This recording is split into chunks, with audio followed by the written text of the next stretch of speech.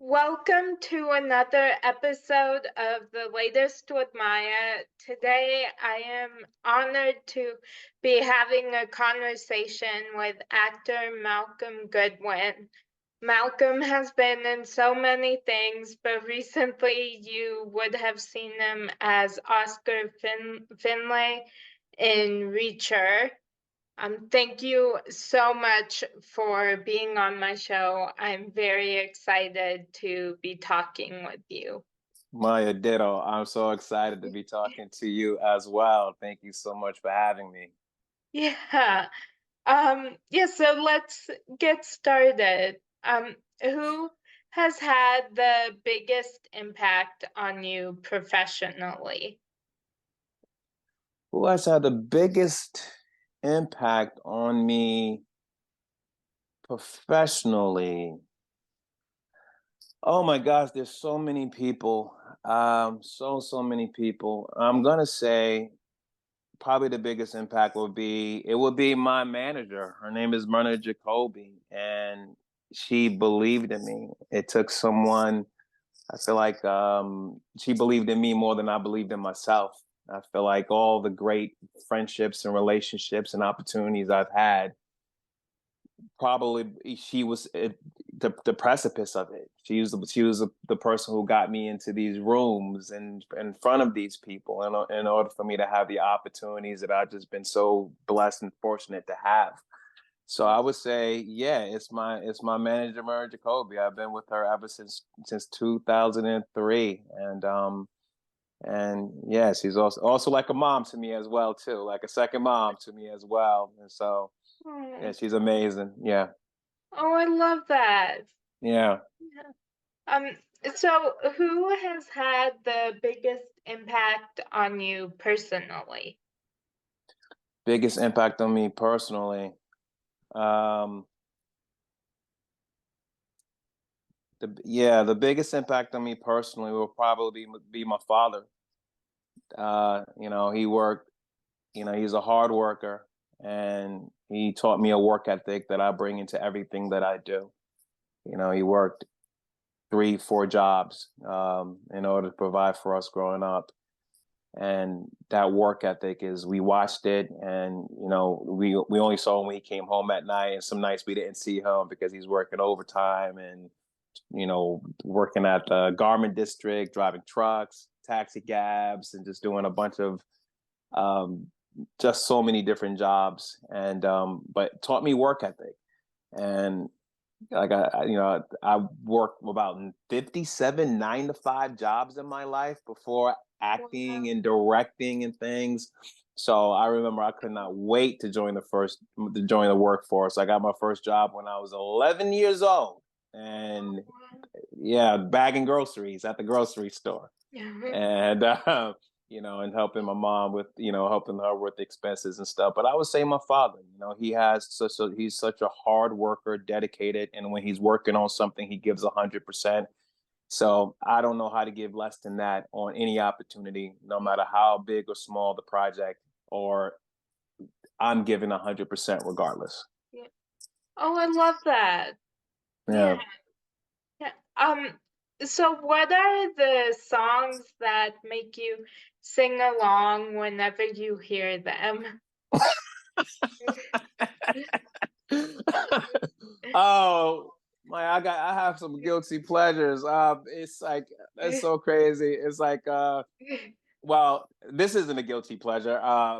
End of the Roll by Boys the Men. If that comes on, I am gonna sit there and act like I know how to sing and act like I know how to harmonize. And I don't. I could probably carry one or two notes, but I can't carry all that. But I will do my best and sing that song. And also, this is a random one. Do you remember that game Guitar Hero? Yeah. Yeah, so I became when I was doing this movie Leatherheads, that cast, we became like addicted to Guitar Hero. And so I kind of grew up listening to a lot of R&B and hip hop. So I didn't know a lot of rock, and I didn't know a lot of that. I didn't know that genre of music. But they had a song up there called, I think, Guitar Hero 2, Lips of an Angel by Hinder. And that is my jam now. That is my karaoke song, and it's all from Guitar Hero Yeah. 2. Yeah. Oh, I love that. Yeah. So Yeah. yeah, absolutely. Oh, And I'll I sing love that full voice. I will go hardcore. I will sing it full voice too. No shame. No that. shame. Yeah. Oh, I love that. Yeah, right as you logged on to the Zoom, I'm glad you didn't catch me singing. I was singing to one song that I can help but What sing song is along that? to. It's called No Pressure by the singer Asher Angel. Oh, okay. I gotta check that one out. Yeah, any song by him I can't help but sing Can't along help but to. sing along. Yeah. Oh yeah. I am literally gonna look that song up when we're done with this interview. I am looking it up. Oh, yay. Yeah. Yeah, I am obsessed with him. He's one of my favorites. So, Oh, okay. Awesome. That's awesome. Awesome. Awesome. yeah. Um, so I am pop culture obsessed and I go in stages of shows that I cannot stop watching. Mhm. Is there a show that you are currently obsessed with? Yeah, my current obsession and my favorite show is The Boys. I love The Boys. One of my friends, Laz Alonso's on that show. He plays Mother's Milk, and he's just incredible on the show. But yeah, it just became that is one thing. That's the one show I will not miss. I will sit there and watch it weekly when it comes on. But that is my current obsession. I know the Yeah. new season is starting, and I can't wait for it. Yeah. Oh, I love that. Yeah, yeah, it's a good one. Yeah. Yeah. I love I love binge watching shows, but then I also love the shows that come out weekly because it always gives me something to look forward to. So, Absolutely, yeah. absolutely, Yeah. absolutely. Yeah, right now it's the one I always look forward to watching is Chicago Med. Oh, So okay. every night a new episode, like when a new episode comes out every week, I always ask my mom if she's going to like do something that night so I can watch the episode. I'm like, you know what? Gotcha. If you just want to go out every Wednesday night at this time, I, yeah, that's a good plan. I like that. yeah, I love that. I love that. And I need to watch more. yeah, There's so many shows that I want to catch up on, and I end up yeah, also watching a lot of older shows. Like I'm like yeah. rewatching. I was a big 24 fan, Uh, and yeah, and so that was like my first binge watching experience. I remember it was like on DVD, and I was like, "Who will watch a TV show on DVD?" And apparently, me and the entire rest of the world would do it. yeah, I remember watching the first episode, and literally 8 hours of my life, I just literally was nonstop, and that yeah. was like my first binge watching experience, and I'm revisiting it now and reliving this amazing television experience through 24 all over again. So, but I need to watch so much more. There's so much great television out there that I have to catch up on. Oh, I love that. Yeah. Yeah, right now I'm watching an older show. I'm watching Grimm. And Oh yeah, I'm obsessed with that. I'm almost finished with it, so I'm like slowing down so I don't finish it quickly right. because I don't want it to end. Yeah, So, yeah. and that's like what 6, 7 seasons, right? Had Yeah, a nice run or yeah, longer, probably six. 6. Yeah, Okay. 6 seasons. Yeah. Yeah, and I know some a couple of people in that show, so I'm like, and I heard it was just amazing. I think Russell Hornsby is on that show, right? Russell Yeah, Hornsby is on. Well, yeah, yeah, what just an incredible talent, but just yeah. an amazing person in real life. He's just a great dude. Oh, I love that. Yeah. Yeah. Yeah, I've interviewed a couple people from that show. So, Oh, okay, yeah. cool, nice, Yeah. nice. Thanks. Um, yeah, so what in your life brings you the most joy? I think what brings me the most joy is watching people have the opportunity to live their dreams. I've always been one of those people. No matter what I've done, I've always liked working with young people, and especially with the arts. And the arts has been my like conduit to express myself. Just being a real quiet kid and a shy kid growing up, and the only times that I would get out my shell was when I was performing. And so for years I've taught young people and older people, and just people in general, but primarily young people. And to this day I still work with young people and watch them have an opportunity to live their dreams, whether it's through making a film, whether it's through being in a film, whether it's to being on stage, and all. And so that's been super, super gratifying. I always said um, doing, if I wasn't acting full time, I would be teaching full time. And that always is just super gratifying to see someone see their dreams and ideas fully realized. I mean, I would continue to do that for the rest of my life. Yeah. Oh, I love that. Yeah. Yeah. Um, so what is your favorite movie soundtrack? Oh, these are amazing questions.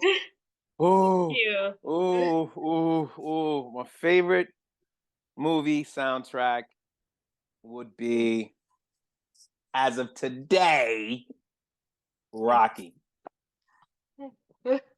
I play that Rocky soundtrack. I play it so much. I play it when I'm preparing for it. It was my preparation song before going into auditions. Yeah. Um, Getting prepped for the day, doing a scene, I'll play Rocky. Just with him being the underdog and him just working so hard to achieve his dream. Yeah. Um, my son name is Apollo. Rest in peace, Carl Weathers. I know he just passed, and that was tough. And but it's that's how much I love that. Yeah. That's how much I love that soundtrack. That's my workout soundtrack. Yeah. And also when I'm writing for inspiration, I will also Yeah. have that playing in the background too. Oh, I love that. Yeah. Mm. Yeah. So what do you wish people better understood about you? I wish people better understood about me. I think, I think I know I could be like very, very kind of like quiet and shy, especially when I'm on set. But it's something where I always say I have like this imposter syndrome. I'm so, there's this feeling of that how did I get here? Am I supposed to be here? And sometimes the quietness and shyness comes from that. It comes from just trying to stay present and trying to believe that I deserve to be here and that this opportunity is really, really real. You would think that with all the projects I've done, that will go away. It's still there. It just, when action is called, it goes away. I'm at service of that character. I'm at service of that story. That becomes more important than my own insecurities. So obviously, when people meet me off camera and stuff, I'm way looser and talk gregarious and things like that. But there's times where moments on set I could be very, very like, wow, this guy doesn't talk. this guy doesn't this guy doesn't say anything. And it's just like, I'm just like, oh my gosh, how did I get here? Like, Yeah. I'm here. And so that's it. It comes from a place of, and that's something that I'm a work in progress at, in terms of just owning the fact that, just telling myself, I've earned the right to be Yeah. here. I've earned it. I definitely work my behind off. I work so hard, but I still have those feelings of feeling like, oh my gosh, did they make the right decision? And just going through my own fears and my own insecurities. Yeah. Um, so if you had a reality TV show about your life, what would it be called? What would it be called? A reality TV uh show. One of my friends, he calls me like Macman 1000, like, because he goes, you're a robot, dude. Like, you juggle so many different things, and I don't know how you do it. You're just like a walking robot. Maybe it'll be called um Malcolm in the middle of everything. So just in the middle of everything. Because I just think we're in a great time where you get the uh because I started off as acting is what opened the doors for the whole world of entertainment for me. But after acting, it was editing. Yeah. So I fell in love with editing. I was working on a lot of music videos. After high school, I was working on nonlinear editing systems. They were called Steambacks. I remember Final Cut Pro 1. I remember Avid 1. So I was part of that progression and using and editing all those years and working on independent projects. It was so tough years ago. Now it's so much easier because we have access to so much more. So for me, I like to take advantage of that access. So, yeah, I can do sound, I can light, I can shoot, I can write, I can produce. And I love doing that. I just love doing it and doing some of all those different things, while also being a family man and being a dad, a husband, all these things as well. Oh, I love that. Mm. Yeah. If you had a warning label, what would yours say? If I had a warning label, um, warning, uh, I may make, I may make you laugh. Warning, I may make you smile. More, I may make you smile. I may make you happy. I live in gratitude. I try to stay grounded in gratitude, and I'm not and happy, you know, and happy. There's so much going on in the world. It's like, if I could find a place to be happy and also spread that, I'm gonna do that. Yeah. Oh, I love that. Yeah. Yeah. Um, so what lessons from your childhood have most impacted your worldview? Ooh, ooh, ooh, ooh. Um, I think the lessons as a child, I think the power of listening. I think I was very, very, like I said, because I was so shy and I was so quiet, I did a lot of listening to people, and, with no judgment, um, and listening. Yeah. And I do bring that into my adult life and my worldview, in terms of taking time to really listen to people and listen to what they're saying. And sometimes, especially expressing complicated thoughts and feelings, giving people that space and time to formulate the words and ideas without pouncing on them before they had a chance to figure it out. I know I'm patient with that process. Patient with people going on that journey to discover and translate emotions into language, a verbal language, which can be very, very difficult to do. I know that was difficult for me to do as a child. and people also had to be patient with me as well. And thankfully, people, my family, people around me, was patient with me, especially I had a speech problem when I was a kid. So I stuttered, I stammered, and that was also a little bit of could have been an insecurity, but because of the people around me, it never was, because they were patient with me and they waited until I got the words out. And I'm like, if I was in a different situation, different group of people around me, I would have gotten attacked for that. Or can you just speak up? It could have been a lot different. And I didn't go through that. Yeah. Everyone, my household, my family, my friends, waited patiently until I got that word out, until I got that thought out. And that's what I take from me into my adulthood, is being patient with people and listening, without judgment, and giving them the opportunity to express themselves. Yeah. Oh, I love that. Yeah. Yeah, what a question. I've never been asked that before. Oh, yay. That's always my goal. Yeah. Like, wow. What a question. Wow. Well, thank you. Yeah. Yeah, my mom has always um like just kind of what you were saying with family. Um and my mom and my sister have always been those people for me that I feel like with a lot of people I can kind of like have my guard up and not always like fully be myself, but with them, like they are my safe space. Yes. Like I can Mm-hmm. just let my guard down and be myself. And so, yeah. Yes. Yes. Bravo to them. Yeah, Bravo. I love that you have that. That's amazing. thank you. That's Yeah. amazing. Bravo. Thank you. Yeah.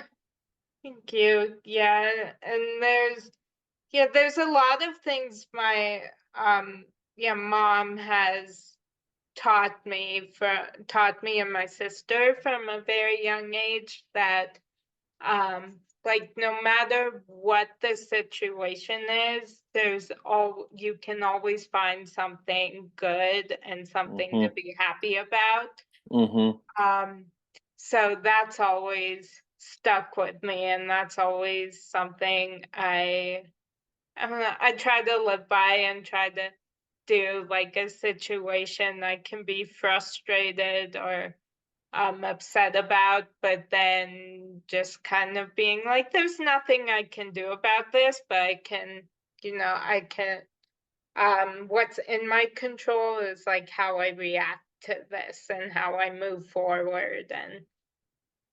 And that is so true. I love that, because I feel the same way. It's like, yeah, you can have your moments of frustrations or whatever. It could be anger, Yeah, but I say I don't let it burn down the whole house. I can let it just kind of ignite in that yeah, particular space, yeah, instead of letting it implode and then eventually explode and just destroy all the beauty around me. It's like, no, I'm just having this moment right now, and it can coexist, and then it'll flame out, and then it doesn't set everything else on fire. yeah, And so I try, yeah. So it's just like I also make an effort to be clear on that. So yeah, just to be very, very clear on that, because in my past, I've seen people like, wow, that one incident just set everything on fire. Everything else was beautiful. We didn't have to just destroy everything. yeah. Um, yeah. So yeah, that's so true. That's so That, true. yeah, yeah. So what motivates you even on days when you aren't really feeling it? Um, well, now it's my son and it's my wife.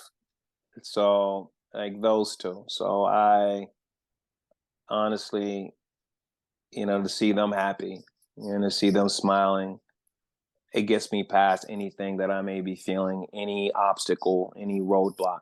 It gets me 100% past that. Yeah, I am unconditionally in love with both of them on a level that I'm like, I'm telling you, it's like, yeah, it's just, I'll just leave it at that. I'm just so unconditionally in love with them. So it gets me past anything, any obstacles, any walls that I may be faced with Yeah. on that particular day. 100% of the times, it gets me past it. Oh, I love that. Hmm. Yeah. So Yeah. yeah, so I'm so grateful for both of them. So grateful. Oh, I love that. Yeah. So I love inspiring and motivational quotes. And this week, my favorite quotation is by the singer Pink. Okay. And it says, no matter what label they give you, the best thing you can do is prove them wrong. Right. It's a great Is quote. Yeah. Is there a quotation that has inspired you lately? Yeah, the one that inspires me was, it's actually by Muhammad Ali, and it's so long a quote, but essentially he says, "Impossible is nothing," and it's about daring to do the impossible. And also for me, there's also like a spin on that for me. It's like, I am possible. So it's about anything you dream, anything you want to do, you can achieve that. Yeah. You can achieve it. You can do it. There is a way to get there. There is a path. It may be hard. You may have to do some searching. It may not happen on your own time, but as long as you keep trying to carve out that particular path, you will impossible will be ultimately nothing. Oh, wow. I've never heard that one before. I love it. Oh yeah, yeah, and it's a full. If you can look up the entire quote, it's like, I used to have it Oh. memorized. I would say it right now, but I think I'm gonna butcher it. But it's a powerful, powerful quote. It's longer, but the gist of it is, that's the gist of it. Oh, I love that. Yeah, I will definitely look that up. Yeah, yeah, Yeah. Um, well, it was so much fun talking with you. I've been so looking forward to this and I've had the best time. So I really appreciate your taking the time. So yeah. thank you. And thank you so much. Literally, you got my soul is percolating right now. My heart and soul is just like, wow. It's just like, I appreciate the sincere, thoughtful, um, questions. These are questions that I've never been asked publicly before, and it makes it so much more comfortable for me. I love speaking from the heart, and so thank you for um, conducting these questions heart to heart. I really, really appreciate that. Oh, thank you so much. That means a lot to me. Thank you. Absolutely.